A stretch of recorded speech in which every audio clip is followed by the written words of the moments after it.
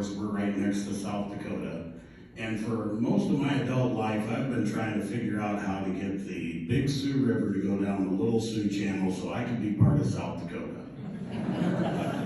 Well, I'm here to tell you tonight that something happened this last week that we have never probably seen in most of our lifetimes.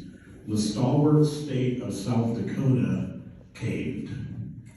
The legislature in South Dakota caved to the big money interest, straight up corruption, and to add insult to injury, the bills that they passed that stripped the rights of the counties to protect their citizens, they literally called them the landowner's Bill of Rights. But we have something good to say. I just read an article not too long ago that this session here in Iowa has been unimpressive. And that's true. Not a whole lot has gotten done if you look at it from one way. But there's another thing that isn't being told, and that's that unlike South Dakota, our legislatures did stand up. We had bills that were very similar to what South Dakota passed. We had a lot of really ugly, nasty bills that were entered by our leadership. And we had a small group of patriot representatives and senators who stood up and killed those bills.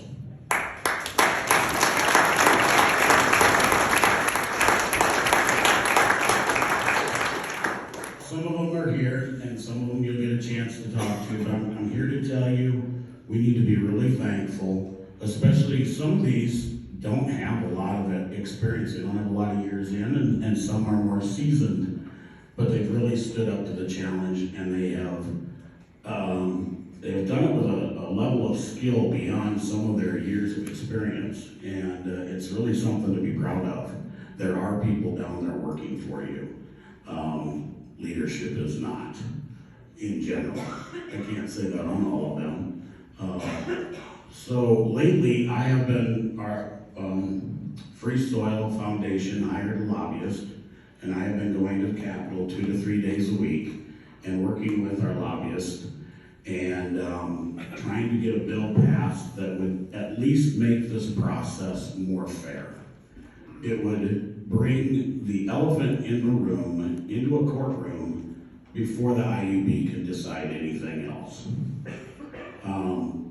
There are people, landowners, that have been paying attorney fees for a long time. It's already added up to a lot of time, a lot of money, and they haven't hit the expensive part yet. The expensive part's yet to come. And their land is encumbered, and it's really a violation of their Fifth Amendment rights already because they haven't been compensated for anything, yet their land is already encumbered by the threat of eminent domain. That's another thing I'd like to tell you. Do not be afraid of eminent domain. I've seen people who've gone through it. I've never heard anybody say, I didn't get the money I deserved. There were always other issues they may have had, but it wasn't the money. You will get fairly compensated. But the other thing you need to know is that when those land agents come out and start pressing you and using eminent domain as a threat, we need to hear about it. We need to document it. Because a voluntary easement is not a voluntary easement unless it's truly voluntary. And it's not voluntary if it's done under threat. I'm not real tall, but this thing thinks I'm even shorter. So that's what we need to do.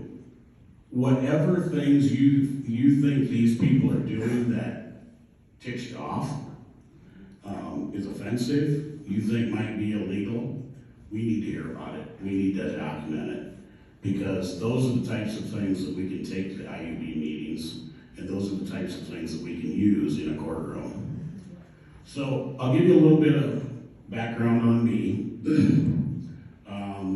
When I was in my mid-20s, I went to work for the 17th largest bank in the country, and I was making cattle loans. My first loan was a $3 million loan. I got up to where I was working in the range of $30 million. I was having fun. us selling money. Doesn't get any better than that. People like to see people who want to give them money. Well, that all came to an end when we got a phone call from the bank that owned us out of Milwaukee that a customer they had was kiting. The long story short, the bank lost $22 million on a $3 million loan. They had started an investor program with him, had pulled in 77 investors that had $26 million worth of cattle that he had given them a guaranteed return on.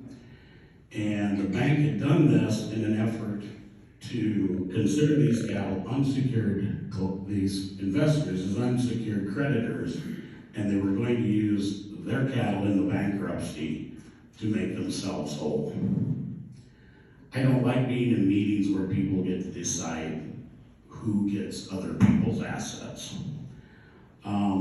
I found documentation that proved that they knew he was kiting beforehand, and they only shut it down when the deposit side of the bank figured it out. They actually had a flow chart in the loan write-up that actually showed the flow of the money. So I took that information to the agent for the investors and told them to go sue them. 2 RICO cases came out of them. One of them was a class action lawsuit. We sued the bank and we won. So, of course, my oldest son was born on a Monday. I got fired on a Wednesday. You know, and it's really not fun getting from a job that you really enjoyed. But I tell you this because I'm used to being in that David and Goliath deal. Everybody got sued in that deal. I switched sides. I was the only one that didn't get sued. I learned a lot about legal things. My kids, I have 5 kids, and they'll say, Dad, everybody comes to you for legal advice, but you're not a lawyer. Well, unfortunately, I have a lot of experience in the legal realm. That does help with these types of things. Here's the deal. Summit is a very large company, and they've got deep pockets. But we have a really good case in court. When I found out that these CO2 pipelines were coming through, at first I thought, no big deal. We have pipelines all over the place. And then I found out this isn't our grandfather's pipeline. 2100 PSI on something that isn't going to go straight up, it's going to go out. And, you know, we had that really cold weather. Engineer in North Dakota said it could take weeks at 30 below for that to dissipate. And that colorless, clear plume could travel around through the low areas, and according to what we have from Summit, they don't have the ability to tell us where it would be.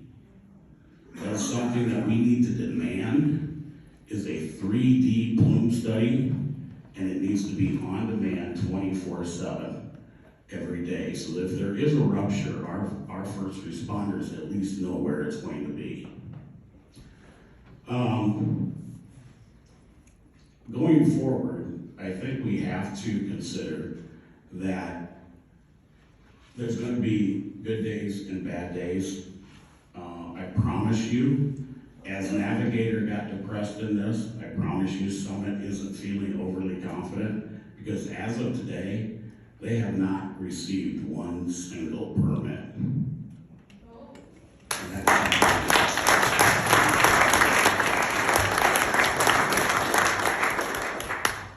So I had an investment years ago, that little company that was selling CO2, and they were making a lot of money doing it. So I knew that CO2 was worth a lot of money.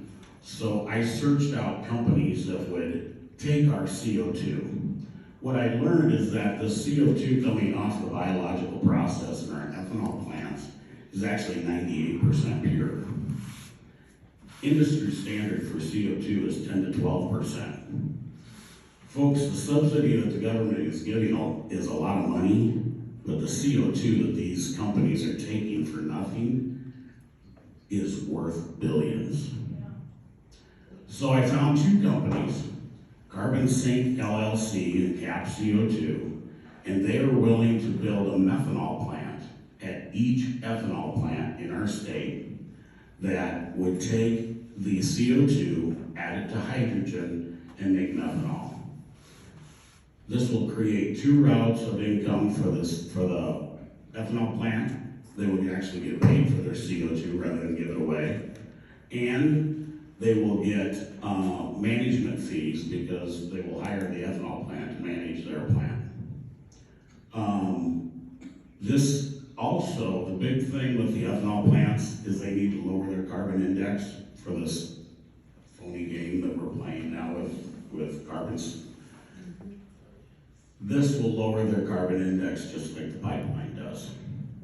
So when they tell you that the pipeline is necessary or ethanol is going to die, that has always been a lie. It's still a lie. Navigator actually admitted to one of our county board of supervisors that all of this CO2 will eventually be made into methanol. The only purpose for this pipeline is to transfer ownership from the ethanol plants, especially these smaller, locally owned ethanol plants, to the pipeline company. This is nothing more than robber barons taking assets out of our state to add value to them, and we are going to get nothing. I better let this, but I keep going, but I'm going to stop here. I appreciate all of you coming out because we need to join together. We are at the point where this thing's going to cost a lot of money. You know, we're at where we need to start going to court. We need to start doing things. We already have a lobbyist. So we need to bind together, but we also need money in order to do it. Thank you.